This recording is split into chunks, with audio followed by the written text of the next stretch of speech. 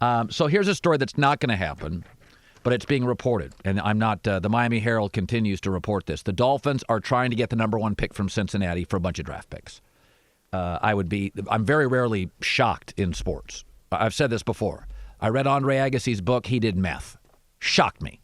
That's one of those, O.J. Simpson's on the freeway running from police. Not going to lie, head spinner. Not shocked a lot in sports. I'd be shocked if Cincinnati moved off this. So let me just say that. I think aggressive wins. But Cincinnati is kind of trapped here. And so I think it's incredibly unfair for me to say Cincinnati have some guts and at least not provide some context. Beyond the fact that Joe Burrow is from Ohio, and that's a big part of this. Beyond the fact that he was the college football story of the year and can sell tickets, and that's a huge part of this. If you trade Joe Burrow to a better situation, he's going to win immediately because he's a very good B-plus prospect. I don't think he's an A-plus prospect like everybody else, but I think he's a very, very good B-plus prospect who, if given a very solid coach and a lot of good pieces and a reasonable division, can win now. Absolutely. We've seen that. I mean, Kyler Murray didn't win a lot last year. If you'd have put Kyler Murray on Baltimore and put Lamar Jackson on Arizona, Kyler Murray would be winning a lot of games right now. We know that where you land matters.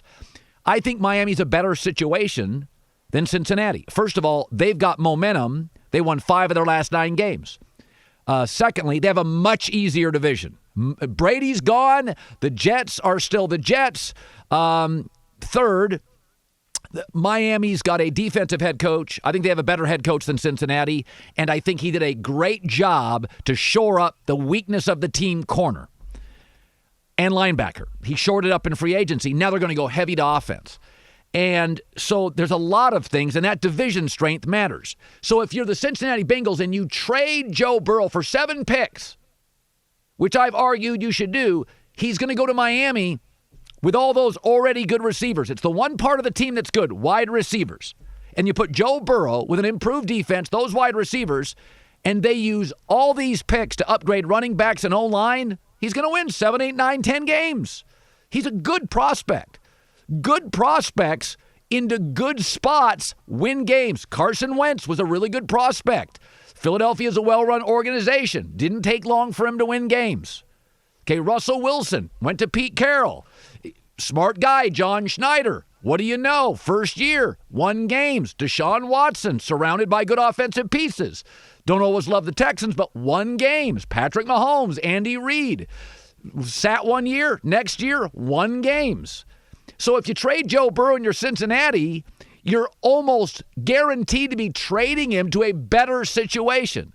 I mean, outside of Jacksonville, what's not better than Cincinnati having to face the Ravens twice, the Steelers twice, and that Browns filthy roster twice? So, and the other thing is, it's different than moving off Peyton Manning knowing he's going to win somewhere else. Because the Colts had a Super Bowl and division title, so they had equity with their fans. When the Colts, which I argued needed to move off Peyton Manning, they already had equity built up. When the Packers moved off Brett Favre, they had equity in a Super Bowl and division titles built up. Take the New Orleans Saints. So Joe Burrow was a star at LSU. Down the street, hour drive from New Orleans, Baton Rouge. If the Saints had somehow been able to get the number 1 pick this year, let's say, they worked a trade a year ago and they had the number 1 pick and they passed on Joe Burrow, they have equity.